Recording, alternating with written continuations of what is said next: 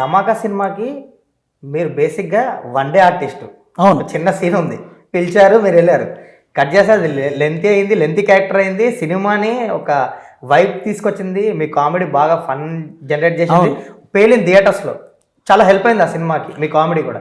So దాని back అని చెప్పండి. ఫస్ట్ రోజు జస్ట్ ఒకటే సీను, రావు రమేష్ గారితో చిన్న డిస్కషన్ జరిగి వాళ్ళని తీసుకెళ్ళి కారులో దింపాలి, ఒక డైలాగ్ చెప్పాలి, ఇంతే.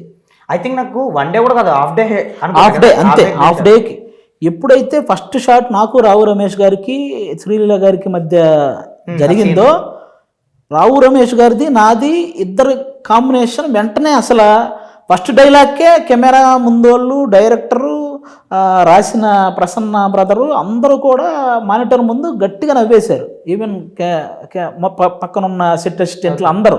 ఇక వాళ్ళకి అక్కడ ఈ కాంబినేషన్ని ఆ రోజు జరిగిన షూట్ రవితేజ గారికి కూడా చూపించారు. ఈవెన్ ఆయన కూడా ఈ కాంబినేషన్ కంటిన్యూ చేయండి సినిమాలో అని చెప్పి ఆయన కూడా చాలా కోఆపరేట్ చేశారు. ఓహో, ఓకే.